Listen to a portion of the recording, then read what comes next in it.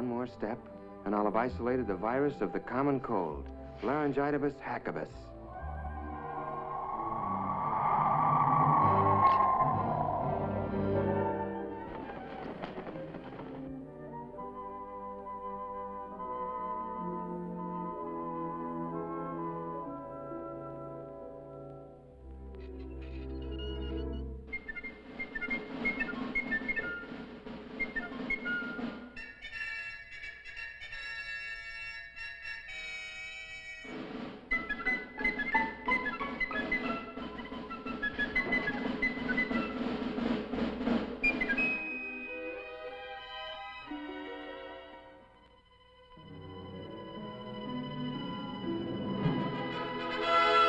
Iridium Fosdex, check. Anti-proton ballast, check. Prepare afterburners for blast-off.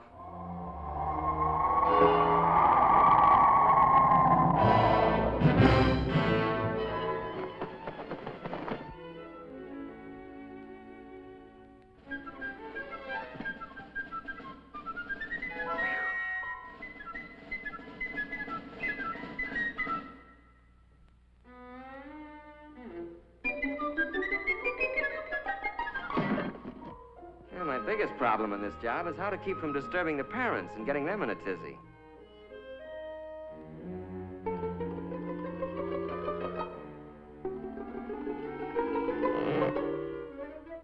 Rock-a-bye doggy in the treetop, when the wind blows, the cradle will rock.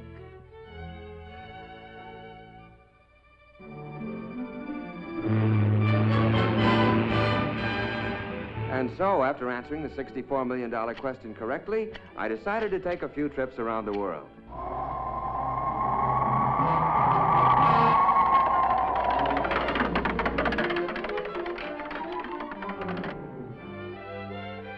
About time we threw a little light on the subject.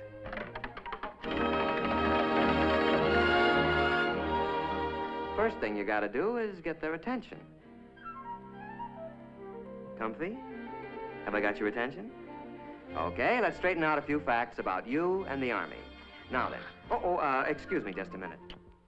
Rock-a-bye doggy in the treetop, when the wind blows, the cradle will rock. You know, Ralphie, it's a funny thing, but every high school senior I've ever known thinks that when he gets into the service, all his buddies will look like a bunch of lower Slobovians. Of course, there's always one exception. You. Actually, they're going to be pretty much like the guys you're graduating with.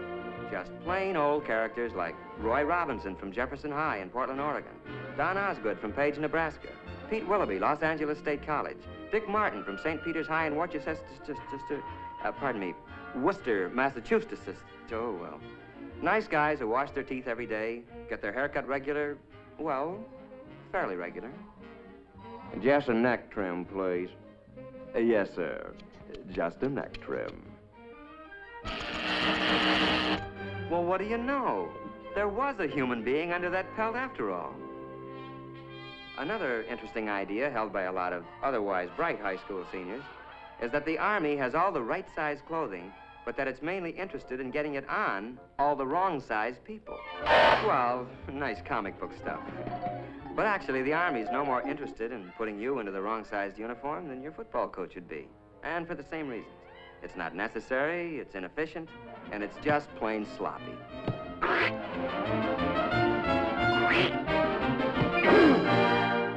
In other words, you'd be pretty useless to yourself or the team. You know, according to some comic strip artists, our friend here, is the kind of non-com you find in the Army. The way they tell it, basic training's supposed to be nothing but KP, obstacle courses, and being chewed out by a bunch of sadistic sergeants. Hey, hold up! Arm! Hoop! Arm! Arm! Arm! Arm! Arm! As a matter of fact, the Army's not about to use inefficient comic strip non-coms or officers any more than it would use outdated or inefficient weapons. No, the non-coms you're going to get acquainted with in basic will be very capable guys, and they'll be there for just one reason. To help you. You'll get to know men like Paratrooper Sergeant Mike Culhane, Master Sergeant Johnny Broderick from Okinawa in Korea, Corporal Tommy Webster, a high school senior when you were a junior, Sergeant Rod McCullum. He carries the Congressional Medal of Honor. Look, as long as we're on the subject, let's take a look at basic training and find out what it's really going to be like.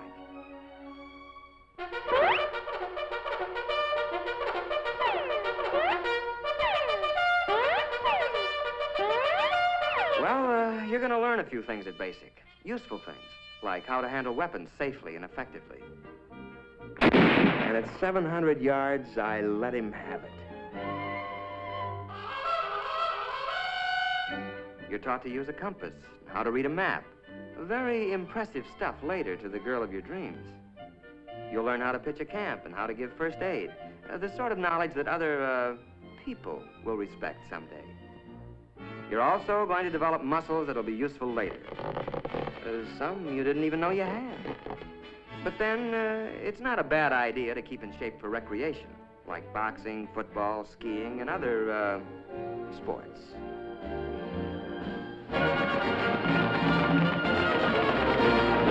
You're going to learn to snap a salute to all officers. Now, where'd that custom come from? Well, the way I heard it, the only way one knight could recognize another knight under those cast-iron tuxedos was to lift his visor. It's a sort of hello among military men. Then one day, you're going to suddenly realize that you're beginning to look like and act like a soldier or a man. And you'll be surprised to find that you're very proud to be serving your country in the United States Army. A short intermission.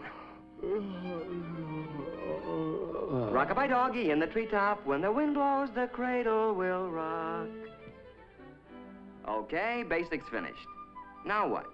Well, according to some comic strips, more endless months of KP, policing some forgotten post, and learning how to artistically goof off.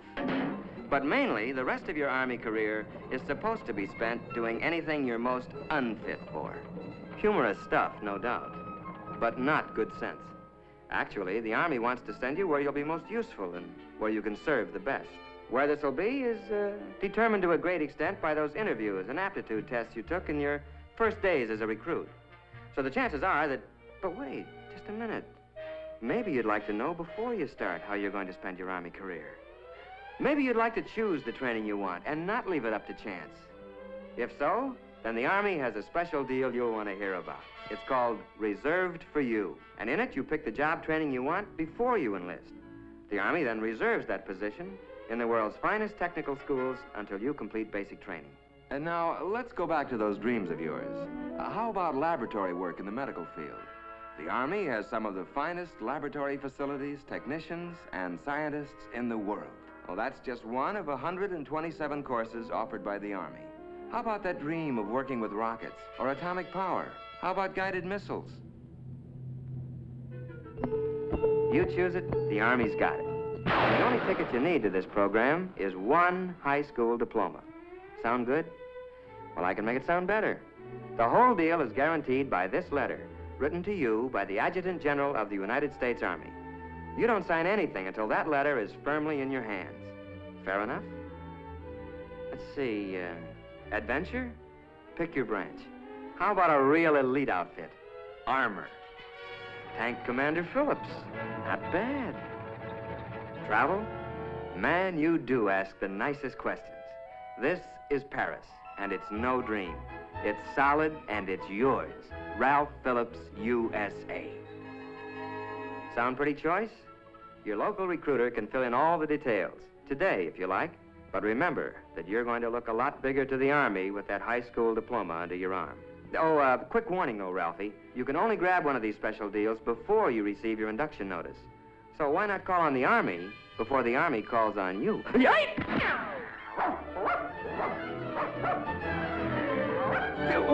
What's the matter with you? You gone nuts or something?